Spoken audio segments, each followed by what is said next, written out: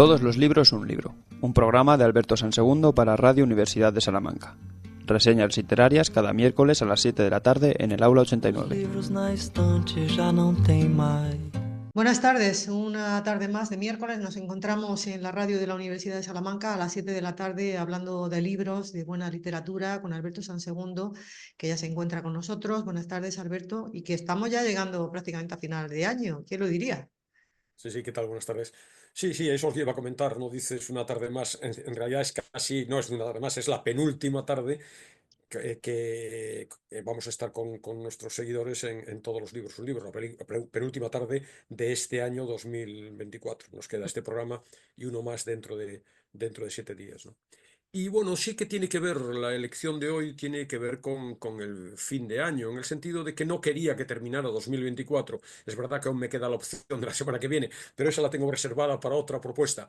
No quería que terminara el año sin homenajear a un escritor que me gusta mucho y que falleció en este 2024, Eso que te es iba a Tolstói. decir, que hoy te vas a dar un placer enorme, porque yo sé que te gusta mucho. Me gusta mucho, sí, me gusta mucho, lo he leído desde hace 40 años, desde que empezó bueno, pues a aparecer en España.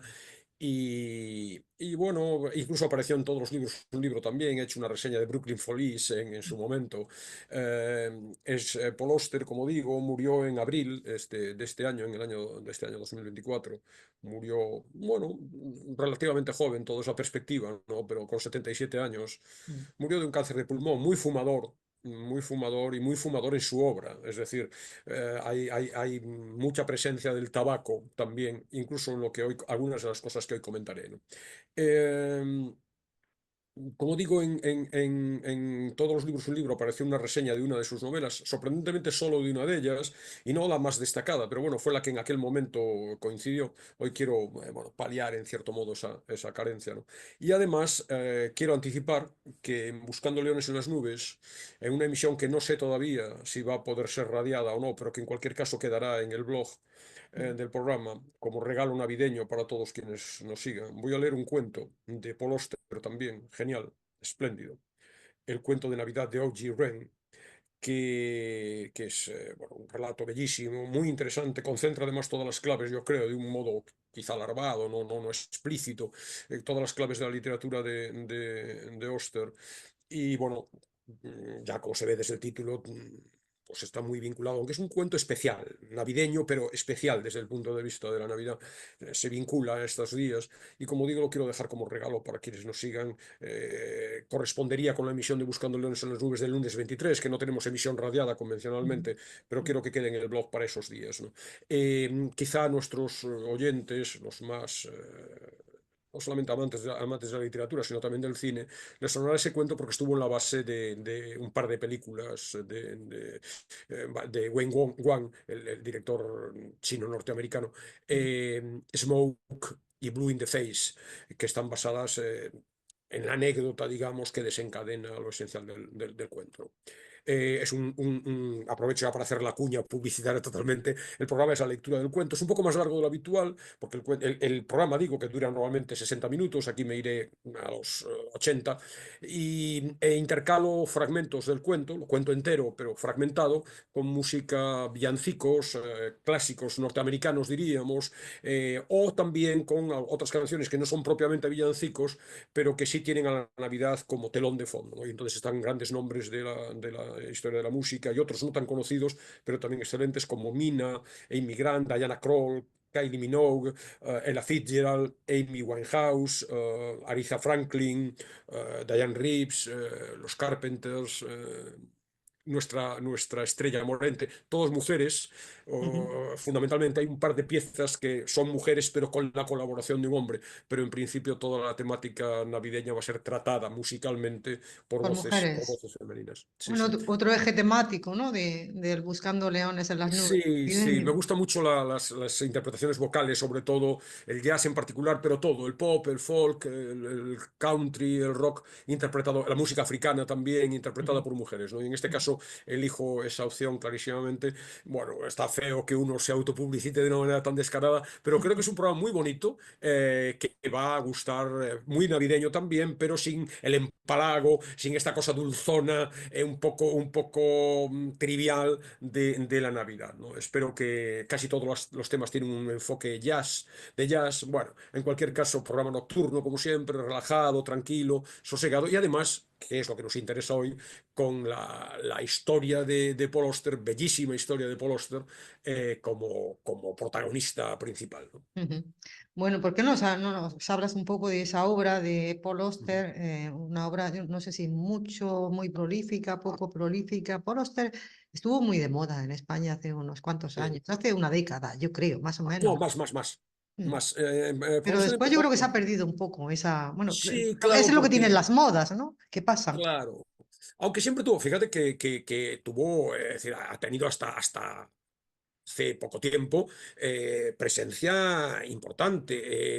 Estoy buscando, porque no recuerdo ahora la fecha, estoy buscando el año en el que obtuvo el Premio Príncipe de Asturias de las Letras, ¿no? Ujú, Déjame o que nos dejen nuestros oyentes un segundito de pausa para que localice ese año 2006. Es ujú. decir, bueno, ahí estuvo en España y yo voy a dejar en el blog, no sé si ahora podré leer una parte porque es muy interesante, el discurso íntegro de recepción del premio, ¿no? Pero bueno, es en los años 80 cuando en Anagrama, antes de Anagrama había aparecido, y yo leí la trilogía de Nueva York, que fue el gran desencadenante de la presencia de Paul Auster en el mundo de la literatura en general y en España en particular.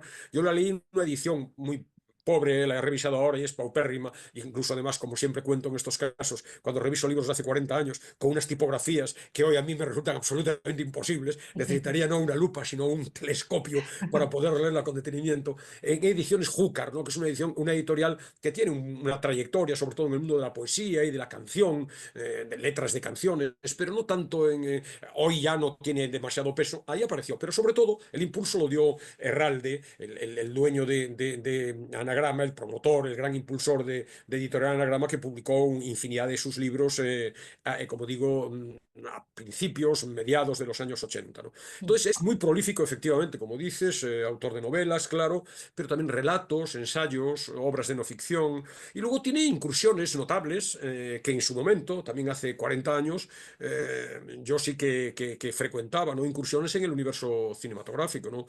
Como actor, como guionista, incluso como director, ¿no? Estas películas de Wayne Wang que acabo de contar, Smoke o Blue in the Face, son la base del cuento, pero también Lulu on the Bridge, El país de las últimas cosas, que también tiene novela. Y como digo, se han multiplicado ya sus ediciones en Edasa, en libros del Zorro Rojo. Las últimas, las más recientes, son en Seis Barral. Ah, hay, por ejemplo, del cuento este de Navidad, hay ediciones exentas que aparece el cuento exclusivamente en diferentes editoriales. Hay una muy bonita de Lumen. Quiero decir que ha tenido y tiene todavía mucha presencia en el mundo editorial español, ¿no?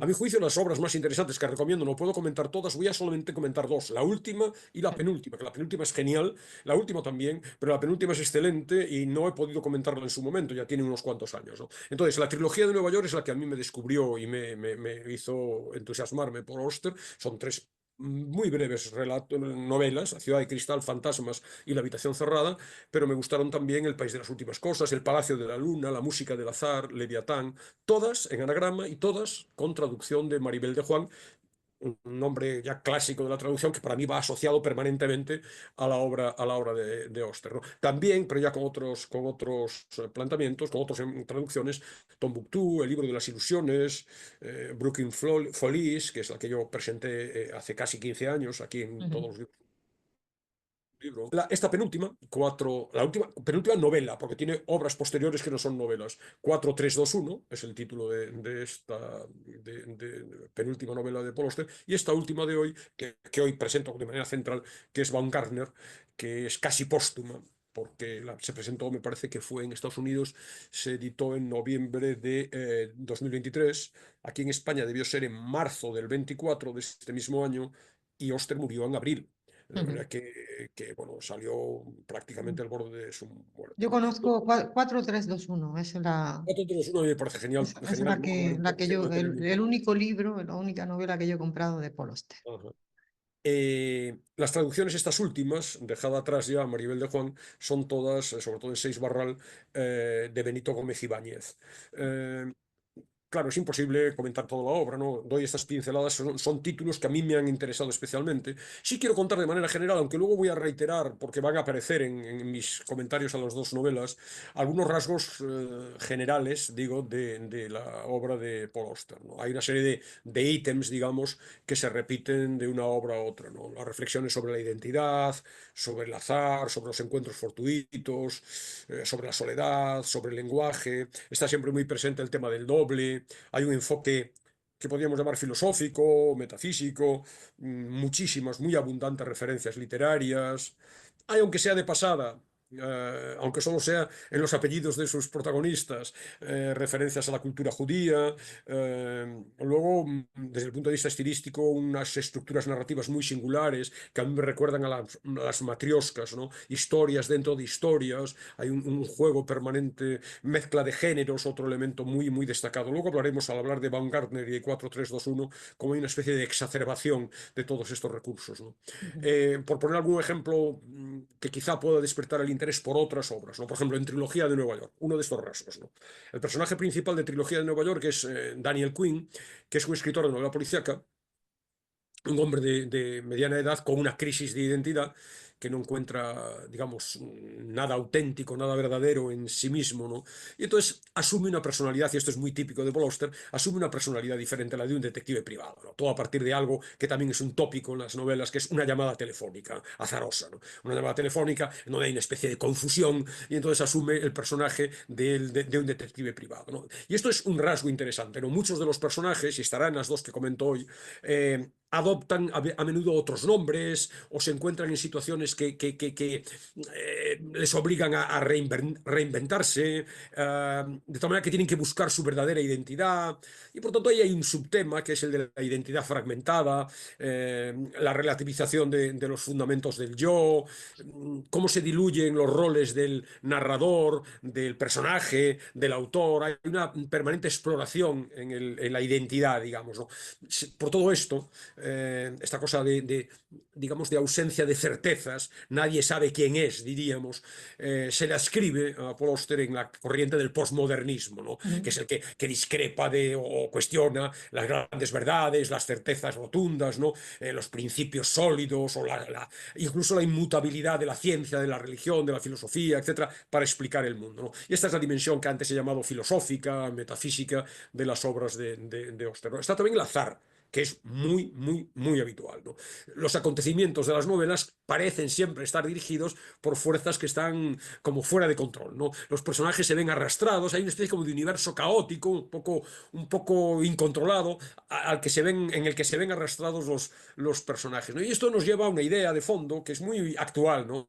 Que es la idea de la incertidumbre, del caos, ¿no? De que nuestra vida en este momento, podría obviarlo en este momento, siempre la vida ha estado expuesta a que, yo qué sé, una situación, un acontecimiento, ni siquiera acontecimiento, un pequeño detalle en apariencia trivial, acabe removiéndolo todo y acabe convirtiendo tu vida en algo que iba por otro lado. En principio, ¿no? Que no estaba previsto que se desarrollara en esos términos, ¿no? Y por tanto hay una reflexión también de índole filosófica acerca de la fragilidad, de la condición humana, la dificultad de encontrar sentido a la existencia. Fíjate, por ejemplo, en El país de las últimas cosas, cuya protagonista, que se llama Ana Blume, y quiero que nuestros oyentes recuerden este nombre porque luego va a tener interés, ya veremos por qué, se mueve en un escenario distópico, una ciudad en ruinas, en la que todo tiende al caos, los edificios y las calles desaparecen, un mundo en descomposición que ella atraviesa en busca de un hermano desaparecido y del que da cuenta a partir de una carta a un corresponsal que el lector no sabe quién es, ¿no? Entonces, bueno, tenemos este mundo de incertidumbres, ¿no? Por ejemplo, otro y último ejemplo, ¿no? Antes de entrar ya en el análisis de lo que me interesa, ¿no? La música del azar. Ya en el título tenemos lo fortuito, tenemos la casualidad, ¿no? Como desencadenante de las historias, ¿no? Pero ahí en concreto es muy, muy exagerado, porque es una sucesión de sucesos inesperados, ¿no? De repente hay un golpe de suerte que al protagonista lo convierte en una persona muy, muy rica, ¿no? Y esa persona, ese personaje, se encuentra de repente con otro personaje distinto. Y unos millonarios jugadores de póker se les aparecen a los dos y a partir de ahí todo se va entrelazando, ¿no? Es decir, a partir de pequeños azares, las existencias cambian. Llevados además, decía antes, arrastrados realmente, ¿no? Por una serie de sucesos en apariencia fortuitos, pero que no tienen aparentemente propósito definido, ¿no? Como la vida en definitiva, ¿no? Ujú. Nos contamos una historia, construimos una lógica, ¿no? Pero en realidad vamos llevados por la mano del azar y sí, es verdad que acabamos cerrándonos, construyendo un universo cerrado que creemos que es nuestra vida, ¿no? Pero en realidad estamos sometidos, bueno, se pueden poner ejemplos muy drásticos, ¿no? Tenemos en Valencia, semanas atrás, como un acontecimiento menor, que un día, menor en apariencia, ¿no? Que la climatología un día cambie tu vida radicalmente, cambia tu vida, cambia en el sentido de que puedes perderla, pero también tu hogar, tus circunstancias, tu pasado, tus recuerdos, y te conviertes en otro, en realidad, ¿no? Bueno, otro de los rasgos de Paul Auster, de sus obras, y ahora mismo entro en las dos novelas, ¿no? Es mezclar géneros, ¿no? De manera que uno, cuando lee las novelas de Paul Auster, se deja llevar también por un torbellino, ¿no? Porque sí, hay esta dimensión filosófica de la que he hablado, metafísica, pero también son novelas de aventuras, hay también una vertiente detectivesca, ¿no? Luego hay mucho de metaliteratura, hay muchos apuntes de filosofía, de referencias, de reflexiones, destacada presencia de menciones de escritores, de alusiones culturales. Hay también mucho de lo que hoy se llama, hoy ya lleva décadas llamándose intertextualidad, es decir, historias que se entremezclan, relatos que aluden a otros relatos, digresiones, llenos de pistas falsas, de silencios, de personajes dobles, de juegos de espejos, de guiños autorreferenciales. Hay nombres, por ejemplo, que se repiten de una novela a otra, personajes que se repiten. Ana Blume es uno de ellos, ¿no? Pero, por ejemplo, hay personajes que llevan nombres que son anagramas del propio nombre de Paul Auster, de su mujer es también la escritora Siri Hutzeset, de su hija, de la que hablaremos luego, una cantante que a mí me gusta mucho, Sofía Oster, que es la que va a protagonizar el complemento musical del día, ¿no? De amigos, de conocidos. Hay autocitas, personajes que reaparecen de una novela a otra. Hay, como digo, relatos intercalados, juegos metaliterarios. Por ejemplo, al comienzo de la trilogía de Nueva York, de la que hablaba antes, Daniel Quinn recibe una llamada telefónica, que es la que va a hacerle que le cambie, de pregunta, el que llama, un desconocido, pregunta por un detective de nombre Paul Auster. Y ese juego, esa presencia que ya no sabemos quién es el escritor, si el que está escribiendo es el propio escritor. Eso, por ejemplo, en el cuento de Navidad de O.G. Rain se ve clarísimamente. Parece que el que escribe es Paul Auster, es el propio, y cuenta una batallita personal, una historia personal en torno a la cual va impersonal, o la está inventando. Tampoco lo sabemos, pero bueno, esta idea del personaje, del escritor como personaje, de manera que es otro rasgo muy claro, ¿no? Todas las novelas pobladas de escritores, de narradores, de personajes que luchan, que escriben o que luchan con el acto de escribir, ¿no? Entonces, la manifestación, para mí, a mi juicio, paradigmática, hay muchas, ¿no? Pero de este juego de referencias está en 4 3 2 1, ¿no? La última novela de Paul Auster, antes de esta que he calificado de casi póstuma, ¿no? Se publicó en 2017 ya. Yo la leí entonces y por, bueno, circunstancias, la avalancha, como ya hemos hablado otras veces, ¿no? La avalancha de libros es tan grande cada semana que es imposible que yo pueda dar cuenta aquí semanalmente. Y aparecen cuando, bueno, oye, encuentro un hueco, pues mira, ha llegado el hueco 7 años después, ¿no? Para hablar del libro, ¿no? Sí, porque es una novela además muy extensa. Muy Yo extensa, sí. la recuerdo como muy extensa. Sí, pongo 900 y pico páginas, cerca de 1000. La pongo para nuestros seguidores en YouTube. Bueno, veo que se vea el lomo voluminoso. Traducción de Benito Gómez Ibáñez, como las últimas, como digo, novelas de Auster. Eh, es una maravilla. Ahora, aviso para navegantes. Hay que leerla con continuidad, porque como dejes pasar 4 días en otra, te vas a perder. La Te vas abandonas, a perder. sí. Mm. Y por lo o empiezas de nuevo, tienes mucha voluntad o mucho interés y empiezas de nuevo, o si no, la vas a abandonar. Porque la trama es realmente... De entrada, fíjate que, y quiero subrayar esto para quien se interese, y espero que se interesen, porque es una maravilla, ¿no? Para quien de nuestros oyentes esté interesado en leerla. Eh, Hay un comienzo, diríamos, unas primeras páginas, pero tampoco demasiadas, que resultan arduas, complejas. Uno se pierde, no sabes dónde estás. Voy a dar una pequeña clave que ayude a saber dónde se está. Pero en cuanto se supera esa pequeña o grande, depende de la experiencia lectora de cada uno, dificultad, uno entra en la dinámica que nos ha planteado, en el juego que nos ha planteado el autor, se deja llevar y es de nuevo la idea de torbellino, de sentirse arrastrado por una narración con otros adjetivos que utilizo, que no me gusta mucho repetirlos, pero bueno, magnética, realmente adictiva, ¿no? A ver, entonces, la idea es... la novela cuenta la vida de un personaje, Archibald Archie Isaac Ferguson, que nace en un suburbio de New Jersey en 1947, por cierto, año de nacimiento de Paul Auster, en una más de las muchas pistas que siembra de juegos metaliterarios, ¿no? O de conexión entre la realidad y la ficción, ¿no? Pero ya me equivoco, porque he dicho que cuenta la vida de Archibald Isaac Ferguson, pero no es verdad, porque no cuenta la vida en singular, cuenta 4 vidas en paralelo. Es decir, la propuesta, que es muy original, es desbordante realmente, como digo, 960 páginas, casi 1000 páginas, provoca de entrada una cierta confusión, pero bueno, incluso una leve perplejidad, porque el lector se desconcierta, es que se narran unos hechos, diríamos la biografía de este personaje, de 4 maneras distintas, con 4, 3, 2, 1, con, bueno, sutiles, pero trascendentales diferencias de una versión a otra. No son 4 historias alternas, es decir, son 4 historias, efectivamente, 1, 2, 3, 4, pero hay conexiones, evidentemente, entre ellas, porque es 4 historias diferentes, pero, valga la paradoja, es la misma historia. Por ejemplo, ¿de dónde viene la perplejidad? En un momento determinado se nos dice que la tía Mildred nunca se casó, pero páginas antes hemos visto, nos han dicho, quién es el nombre de su marido. Sabemos que el tío Liu es millonario. Sin embargo, en otro momento, sabemos que ha quedado en bancarrota por una apuesta sobre el béisbol.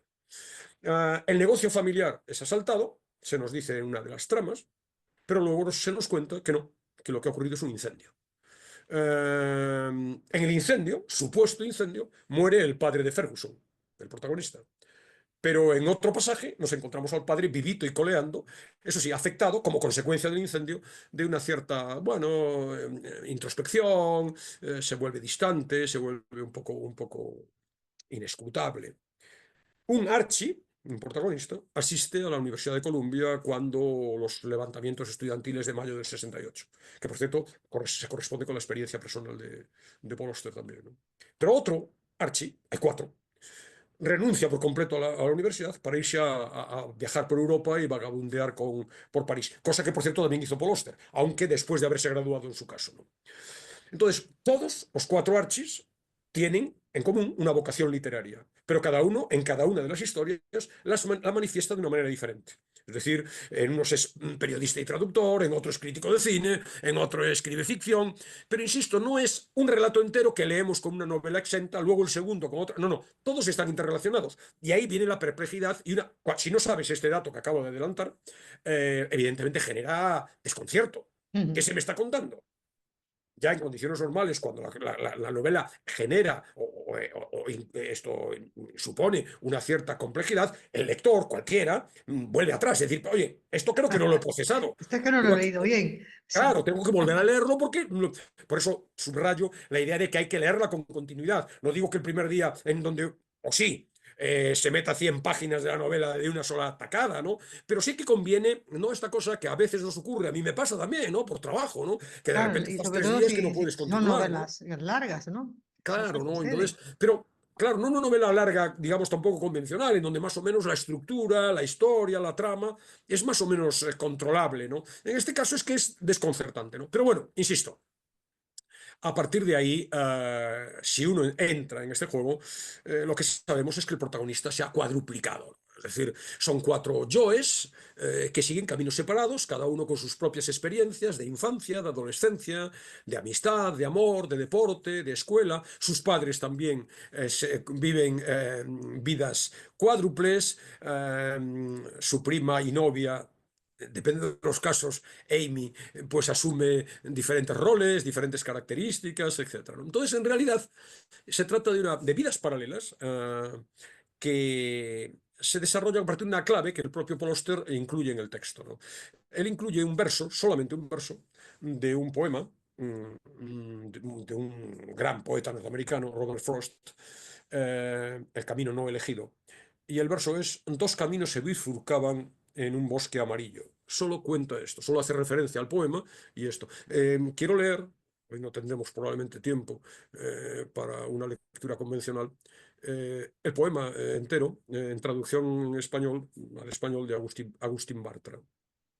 Dos caminos se bifurcaban en un bosque amarillo, y apenado por no poder tomar los dos, siendo un viajero solo, largo tiempo estuve de pie, mirando uno de ellos tan lejos como pude, hasta donde se perdía en la espesura. Entonces tomé el otro, imparcialmente, y habiendo tenido quizá la elección acertada, pues era tupido y requería uso, aunque en cuanto a lo que vi allí, hubiera elegido cualquiera de los dos. Y ambos, esta mañana, yacían igualmente. O había guardado aquel primero para otro día. Aun sabiendo el modo en que las cosas siguen adelante, dudé si debía haber regresado sobre mis pasos. Debo estar diciendo esto con un suspiro de aquí a la eternidad. Dos caminos se bifurcaban en un bosque, y yo tomé el menos transitado, y eso hizo toda la diferencia, ¿no? Bueno, este poema que es bellísimo, ¿no? Pero sobre No, esa todo, es la condición humana, ¿no? La que tenemos, claro, que hay que elegir, ¿no? claro, Hay que elegir claro, esa es siempre. la clave, ¿no? Es un expediente muy simple, pero que permite desarrollar cuatro historias.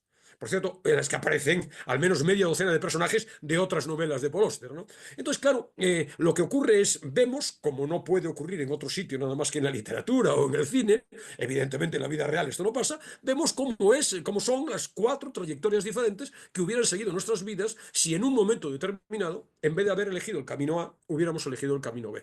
Claro, esto incluso da vértigo, ¿no? Porque todas las posibilidades que se abren tras cada una de las decisiones, si hacemos ese ejercicio teórico en nuestras propias vidas, especulativo totalmente, ¿no? ¿A dónde nos hubiera llevado si aquel día yo, en vez de haber llegado a la cita en el momento adecuado, hubiera llegado media hora más tarde y no me hubiera encontrado a la persona que luego a lo mejor cambió mi vida en una determinada dirección, ¿no? Es decir, son tantas las posibilidades. Entonces, esto es la apuesta interesante y, sobre todo, la solvencia para resolverla, ¿no? Para resolverla de una manera magnífica, muy interesante, muy atractiva para el lector. Y además, bueno, como no podía ser de otra manera, ¿no? Claro, incurriendo en el análisis o el tratamiento de todos los temas que habitualmente le gustan, ¿no? Es decir, la idea del azar, de la identidad, las cuestiones metafísicas, lo que acabo de contar, el sentido de la existencia. Y luego, además, claro, como es un repaso de décadas de las vidas, de la vida o vidas de un personaje, pues de paso tenemos décadas de la historia de su país y por tanto cubre en grandes franjas de la cultura de Estados Unidos y aparecen, claro, los principales problemas sociales, las cuestiones raciales, todos los avances, por ejemplo, en las vivencias de la sexualidad, los cambios políticos, etcétera. De manera que, bueno, es muy, muy, muy interesante. No me resisto, en el blog voy a dejar más textos, fragmentos que son significativos. Voy a leer aquí uno, ¿no? Cuidado con esto, es el capítulo final. No es estrictamente lo que voy a contar, no es estrictamente un spoiler, pero bueno. No nos hagas spoiler, que ya esa palabra Claro, existe, esa palabra ya efectivamente, ¿no? existe Iba a en el comentar esto diccionario de precisamente. la Real Hace unos Academia. días, hace Mm, unos días la academia, hace unos días, ayer, ¿no? Ayer la Real Academia ha aceptado spoiler, por cierto, spoiler ya españolizado, es decir, empezando con E y con tilde en la O. Spoiler ya es una palabra que podemos utilizar, mm, digamos, desde un punto de vista formal, legalmente, vamos a decirlo así, sí. como palabra también de nuestra lengua, ¿no? Entonces, al final, en el capítulo final, el personaje, este Archie, resume la esencia del proyecto literario, porque aquí hay otro juego, ¿no? ¿Quién es? Es Archie el personaje, pero también es el escritor. La insistente impresión, dice, de que por los desvíos y vías paralelas de los caminos que se han tomado y que no se han tomado, ha circulado la misma gente al mismo tiempo, la gente visible y la que está en la sombra, y que el mundo tal cual era nunca podría ser más que una fracción del mundo, porque lo real también consistía en lo que podría haber ocurrido, pero no sucedió, que un camino no era mejor o peor que cualquier otro, pero el tormento de estar vivo en un solo cuerpo significaba que en un momento dado uno tenía que encontrarse exclusivamente en un solo camino, aunque pudiera haber estado en otro dirigiéndose a un lugar enteramente diferente. Somos también las opciones que no hemos podido elegir. ¿Qué son los sueños? Nada más que las opciones de la visión de otros yoes que hubiéramos podido ser y no hemos sido, ¿no? Traigo a colación, que no lo he puesto en el blog, pero sí que lo quiero comentar aquí. Yo creo que ya lo he comentado otras veces. Ese verso de Borges, ¿no? Que es genial realmente, ¿no? Y es una descripción muy profunda, a mi juicio, más allá de lo superficial de la experiencia humana, ¿no? De todos los hombres que he sido, No he sido nunca aquel en cuyo abrazo desfallecía Matilde Urbach. Nunca, cierro, esta es la cita, y ahora gloso, nunca he sido, nunca seré aquel en cuyo abrazo desfallecía Matilde Urbach, que probablemente será una creación literaria, ¿no? Pero bueno, esta es la idea. Ya nunca seremos las 100.000 opciones de nosotros mismos, que no las 100.000 fuimos. versiones que hemos dejado por el camino, ¿no? Bueno, esta es una idea fundamental de Paul Auster y en particular se expresa de una manera, como he dicho, paradigmática realmente en esta novela formidable. Tenemos las Navidades por delante, pues aquí tenemos 1.000 páginas para recrearnos en ellas durante estas semanas de vacaciones, sobre todo para el público universitario, que Bueno, es el que... yo lo voy a retomar, yo seguro, así que ya tienes aquí un lector que te va a hacer caso de lo que dices, Sí, Alberto, sí, que se estupendo. va a ir a 4-3-2-1. Muy bien. Entonces, nada, sí que quería, porque ¿qué es lo esencial a mi juicio? Hay muchas cosas esenciales en Paul Auster, ¿no? Pero hay algo esencial que está en el texto en el discurso con el que recibió, con el que agradeció el otorgamiento del Premio Príncipe de Asturias de las Letras, entonces era todavía Príncipe de Asturias, Ujú. en el año 2006, ¿no? Paul Auster es un formidable narrador de historias. Entonces quiero aquí leer, no puedo leer el texto entero va a quedar en el blog, de un par de fragmentos de ese discurso, porque concentran lo esencial de esta dimensión de Paul Auster como contador de historias. Y además me permite servir de enlace para presentar ya la última novela del autor fallecido, ¿no? Dijo en ese discurso, no sé por qué me dedico a esto. Si lo supiera, probablemente no tendría necesidad de hacerlo. Lo único que puedo decir, y de eso estoy completamente seguro, es que he sentido tal necesidad desde los primeros tiempos de mi adolescencia. Me refiero a escribir, y en especial a la escritura como medio para narrar historias, relatos imaginarios que nunca han sucedido en eso que denominamos mundo real. Sin duda es una extraña manera de pasarse la vida, encerrado en una habitación con la pluma en la mano, hora tras hora, día tras día, año tras año, esforzándose por llenar unas cuartillas de palabras como objeto de dar vida a lo que no existe, salvo en la propia imaginación. ¿Y por qué se empeñaría alguien en hacer una cosa así? La única respuesta que se me ha ocurrido alguna vez es la siguiente: porque no tiene más remedio, porque no puede hacer otra cosa. Otro fragmento. Nos hacemos mayores pero no cambiamos. Nos volvemos más refinados, pero en el fondo seguimos siendo como cuando éramos pequeños. Criaturas que esperan ansiosamente que les cuenten otra historia, y la siguiente, y otra más. Durante años, en todos los países del mundo occidental, se han publicado numerosos artículos que lamentan el hecho de que se leen cada vez menos libros, de que hemos entrado en lo que algunos llaman la era posliteraria. Puede que sea cierto, pero de todos modos no ha disminuido por eso la universal avidez por el relato. Al fin y al cabo, la novela no es el único venero de historias. El cine, la televisión y hasta los tebeos producen obras de ficción en cantidades industriales, y el público continúa tragándoselas con gran pasión. Ello se debe a la necesidad de historias que tiene el ser humano. Las necesita casi tanto como el comer, y sea cual sea la forma en que se presenten, en la página impresa o en la pantalla de televisión, resultaría imposible imaginar la vida sin ellas. De todos modos, en lo que respecta al estado de la novela, al futuro de la novela, me siento bastante optimista. Hablar de cantidad no sirve de nada cuando nos referimos a los libros, porque no hay más que un lector, solo un lector en todas y cada una de las veces, lo que explica el particular influjo de la novela y por qué, en mi opinión, nunca desaparecerá como forma literaria. La novela es una colaboración a partes iguales entre el escritor y el lector, y constituye el único lugar del mundo donde dos extraños pueden encontrarse en condiciones de absoluta intimidad. Me he pasado la vida entablando conversación con gente que nunca he visto, con personas que jamás conoceré, y así espero seguir hasta el día en que exhale mi último aliento. Nunca he querido trabajar en otra cosa. Pues Bueno, bien, pues sí, efectivamente. es la única certeza que tenía Paul Auster, que en cualquiera de esas posibles vidas que hubiera tenido hubiera sido lo mismo, ¿no? Yo creo que era su gran certeza. Así es, ¿no? Y fíjate que este pronóstico, en 2006 hemos dicho, ¿no? Espero seguir así hasta el día en que exhale mi último aliento. Se cumplió, ¿no? Porque Baumgartner, el libro último que hoy traigo, se publicó prácticamente al borde de su fallecimiento, como decía hace un rato. Publicado el 7 de noviembre del 23 y en España apareció en marzo de 2024 cuando él murió un mes después, ¿no? Ujú. Eh, También es otro ejemplo, más breve, del poder de las narraciones. Tenemos un torrente de historias que se enlazan de manera sutil, se van enredando, se van entretejiendo, que brotan con naturalidad y se van engarzando con mucha fluidez. La una lleva a la otra, hay una hilación muy tenue, muy trabajada, muy de experto, obviamente, casi imperceptible, pero bueno, ahí está el talento. Y hay, de nuevo, digresiones, relatos interpuestos, un suceso anodino, como siempre, el azar, lo trivial, da pie a que un nuevo hilo que se desvía del curso principal y luego se retoma, perdón. Y bueno, nada, el lector embelesado. Sigue embelesado por todo, por la sucesión de historias, de anécdotas, de reflexiones, de recuerdos, de relatos.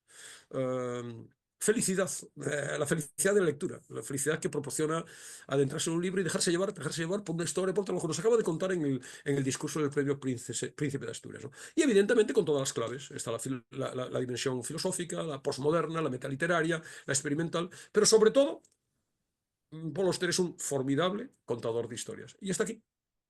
Entonces, bueno, ¿cuál es la historia principal? ¿Cuál es el hilo que engarza todo lo demás? Baumgartner es un personaje. St. Seymour She, la abreviatura Tecumseh, esas son sus iniciales, Baumgartner, de apellido. Es un profesor septuagenario, claramente trasunto del propio Paul Auster, a punto de jubilarse en la Universidad de Princeton. Mantiene muy vivos todavía, cuando lo vemos en el relato, en el comienzo del relato, los recuerdos de su mujer, Ana, que se llama Ana Blume, como aquel personaje que había quedado en el pasado. Aparece ese personaje en varios Sí, sí, lugares, ¿no?, de una su cosa. obra. Por cierto, la madre de Baumgartner se llama Ruth Auster también, es decir, también hay muchas conexiones, ¿no?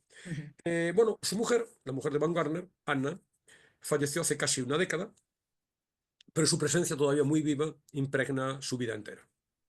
Y leo, su primera y única vida duró hasta 9 veranos atrás, cuando Ana se zambulló en el mar en Cape Cod y se topó con la cresta monstruosa y feroz de esa ola que le rompió la espalda y la mató. Aquí se nos da noticia de entrada de cuál es el hecho. Habla de 9, en algunos casos 9,5, redondea a veces a 10, ahí estamos. Hace una década ha fallecido su mujer, pero como digo, está todavía muy presente. La historia empieza en 2018, se abre con un incidente trivial, como casi todas. Baumgartner vive solo en su casa de Brooklyn, está sentado en el escritorio de su estudio, en la planta alta de su vivienda, y está redactando una monografía sobre los seudónimos de Kierkegaard, de nuevo las referencias culturales, etc. Ha perdido tiene que incluir una cita y necesita buscar un libro para, bueno, que la cita sea fidedigna, ¿no? Entonces baja al salón en busca del libro que allí había abandonado la noche anterior, ¿no? Su mente errática, mientras baja por el libro, piensa en que tiene que telefonear a su hermana, había quedado en llamarla, va pensando en la llamada telefónica.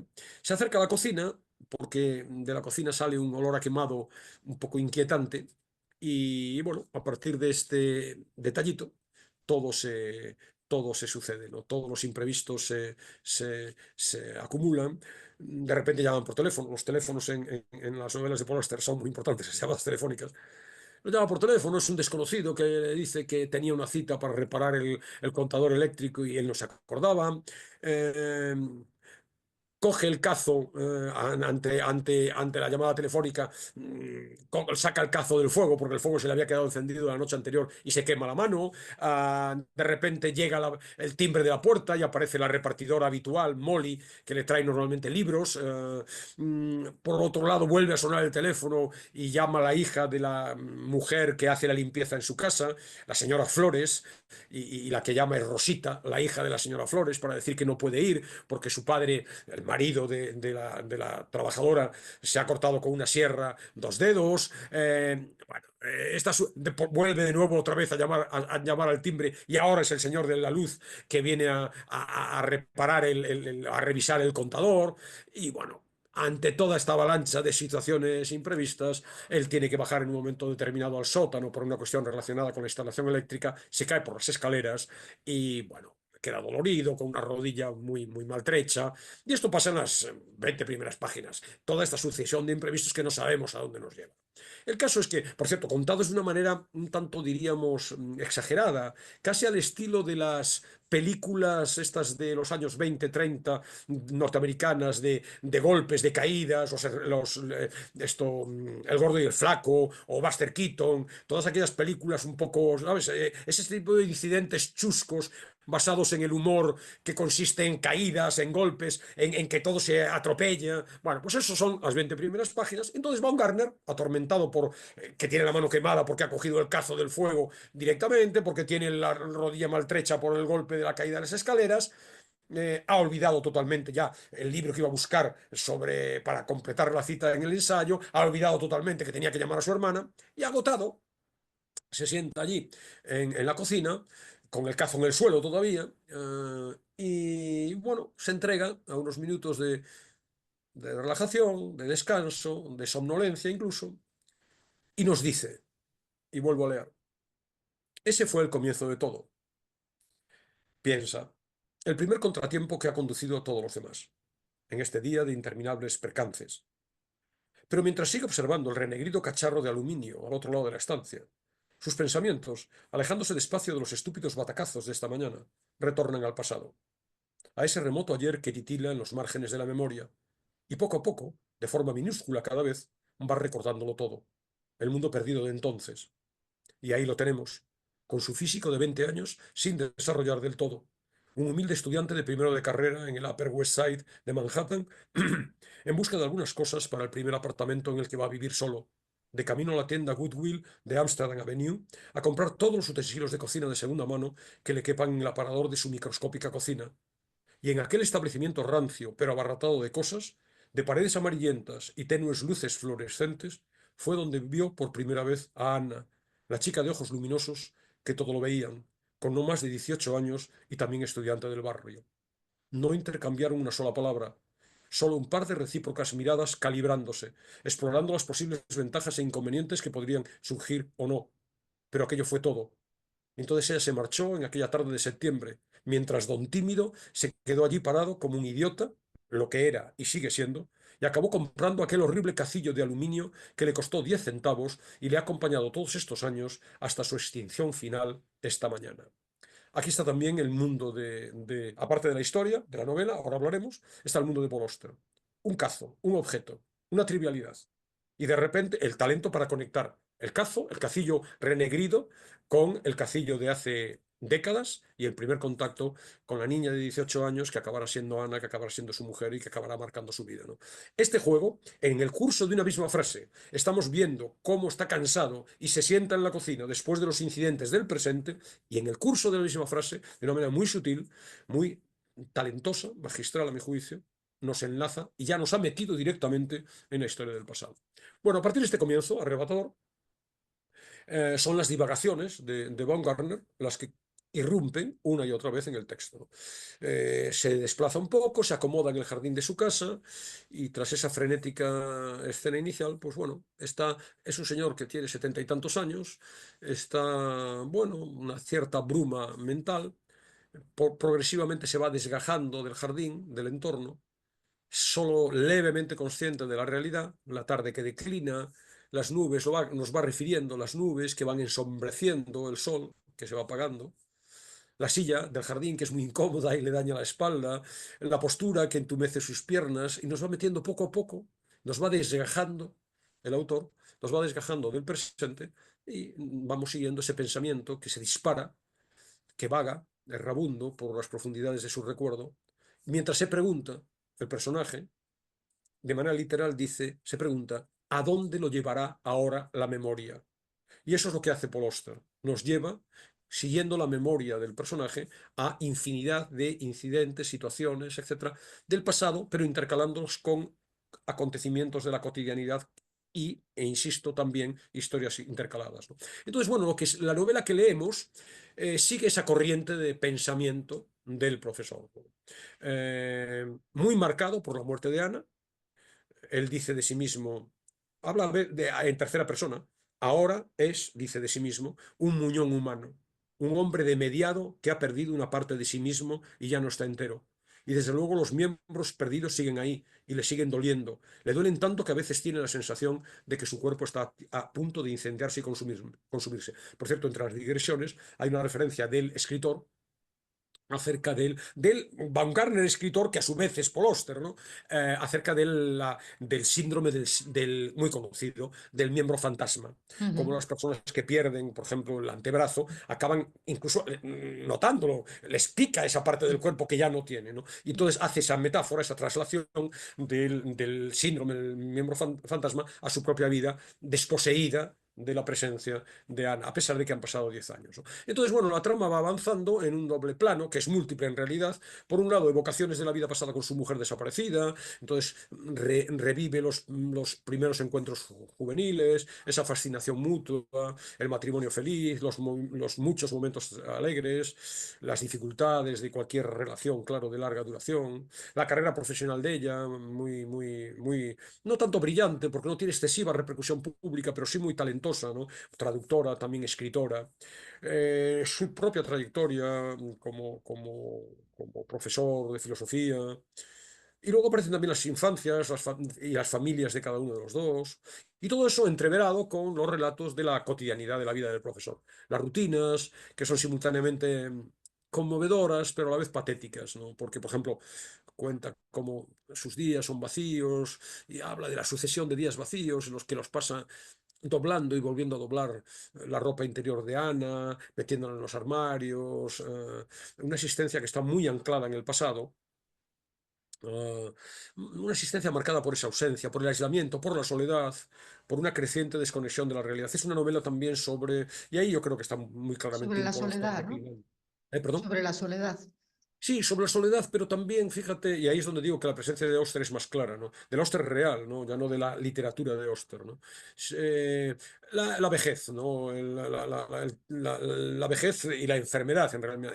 Tenemos un Paul Auster declinante que se muestra en paralelo a este personaje que en cierto modo ya está perdiendo la cabeza, que vive anclado en el pasado, que su vida cotidiana es muy solitaria, que inventa incluso, por ejemplo, en un momento determinado de la novela, en estas que he llamado digresiones o historias paralelas, que nacen al hilo de la principal, de repente hay una conversación perfectamente estructurada con Anna, una conversación telefónica, en un momento determinado, claro, una conversación fantasmal, ¿no? Baumgartner recibe una llamada, descuelga el aparato, dice aventura, un saludo inseguro y perplejo, y a partir de ahí una conversación con Anna, una conversación imposible, ¿no? Y como digo, están las noches de amor juvenil, la descripción nostálgica de la inteligencia, de la fuerza, de la voluntad, del atractivo, del encanto, de la personalidad muy poderosa de su mujer. Recorre las paredes cubiertas de objetos enmarcados, de lienzos, de retratos, de cuadros, los estantes de la biblioteca repletos de libros, y todo ello de dibujos, de fotografías, de figuras decorativas cargadas de significado. De repente se detiene en ese recorrido por la vieja máquina de escribir de Ana, evoca el tecleo de esa, cuando él estaba trabajando en lo suyo, pero oía en el otro extremo de la casa el teclear de la máquina de escribir de su mujer, ¿no? Y entonces evoca, envuelto en pena, los días en que literalmente se despertaba con el sonido de la mente de Ana cantando a través de los dedos, ¿no? La mente acelerada, viva, creativa de Ana, plasmada en su escritura y en el sonido de las teclas, ¿no?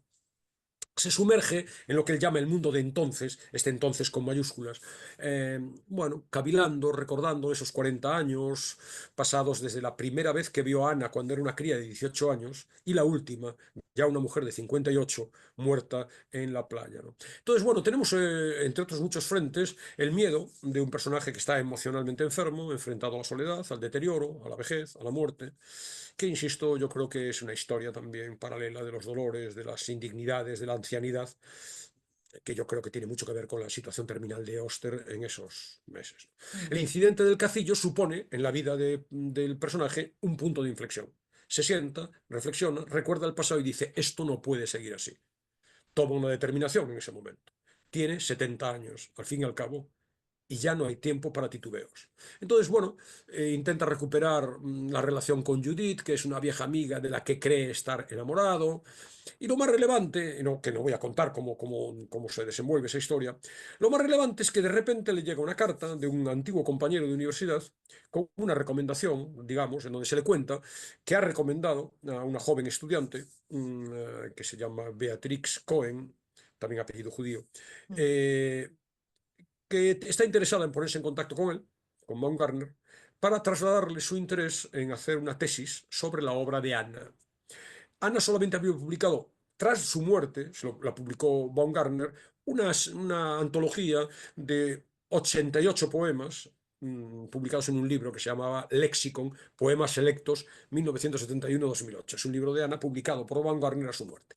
Pero la estudiante intuye, prevé que tiene que haber mucha más obra que esos 88 poemas. Y entonces, bueno, está interesada en que Baumgartner le ofrezca el acceso a si hay cualquier otro documento que pueda tener interés. Cualquier otro documento son cartas, diarios, cuadernos de notas, bosquejos, que permitan, le dice literalmente la chica, una comprensión más plena del desconcertante genio de Anna Blume, ¿no? Y efectivamente ahí, esta carta genera una nueva ilusión en la vida de Baumgartner.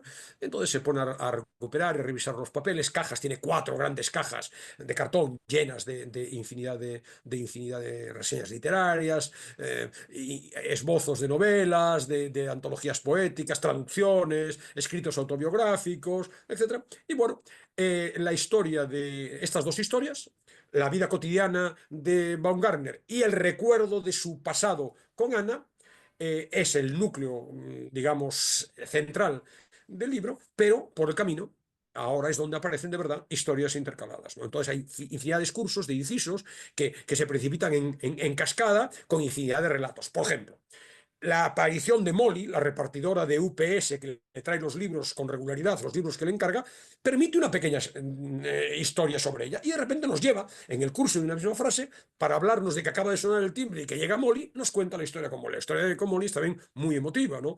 Porque él no necesita los libros, ni los va a leer, pero está tan solo que llama para que llegue Molly. Molly es una oronda mujer negra, joven, que llega 2 veces por semana o 3 veces por semana, cargada con los libros y que intercambia con él 3 minutos escasos de conversación, pero que son su salvación. Él coge los libros, los deposita en un cajón o en una caja y con esa caja en una cesta luego los lleva a las bibliotecas públicas porque los regala sin leer.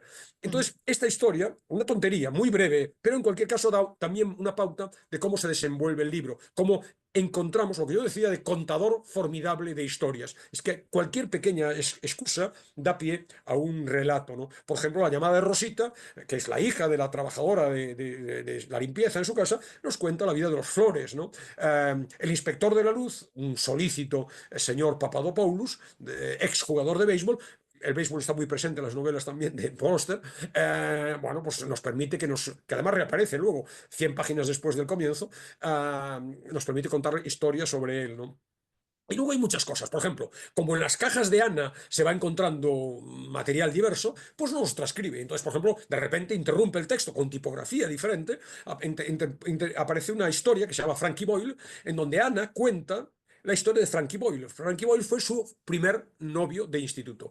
Con una historia, bueno, en donde estamos hablando de la época de Vietnam, tenía que haber ido a la guerra de Vietnam. No voy a entrar tampoco en estos detalles, ¿no? Luego de repente aparece otro texto también de Anna que es Combustión espontánea y de nuevo con tipografía autónoma, intercalando la historia, este flujo de recuerdos, esto complementados con la cotidianidad de Baumgartner. De repente aparece Combustión espontánea, que es un relato escrito por ella un año antes de morir, en donde cuenta toda la historia de la relación entre ambos desde chicos, desde jóvenes, ¿no? Luego, además, tenemos disquisiciones del autor sobre los misterios de la rueda, que es el libro que él está publicando, ¿no? Y luego hay historias muy interesantes sobre las familias de los dos, de Ana y de él. Las familias, pero retrotrayéndose un siglo atrás, ¿eh? El padre de Baumgartner es, insisto, Baumgartner tiene 70 años. El padre de Baumgartner, muerto ya, Jacob el polaco, es un judío del este de Polonia que es sastre de tercer tercera generación que se instala en Estados Unidos en una tienda de Newark. Newark es la localidad natal de Paul Auster, ¿no? En 1912. Y a partir de ahí se nos cuenta la historia del padre. Su madre, la madre de Von Garner, es Ruth Oster, ¿no? Que bueno, llega con 20 años también, que empieza a trabajar como costurera en la tienda de Jacob. Vienen de Galicia, en el centro de Europa, y se nos cuentan las historias impregnadas por lo judío de ambas familias. También un poco de la familia de Anna. La familia de Anna ya tiene otra extracción social diferente, es una familia muy acomodada, que la educa literalmente a ella como una princesa norteamericana burguesa y que además se resiste mucho la familia a que Anna acabe casándose con Baumgartner. También se nos cuenta esto, ¿no? Y luego de repente y esto es otra parte también muy interesante, estoy cerrando, estamos fuera de tiempo, Baumgartner recuerda un viaje a Ucrania de hace un par de años, invitado a participar en una mesa redonda del Congreso Anual del Pen Club International, que es esta asociación de escritores,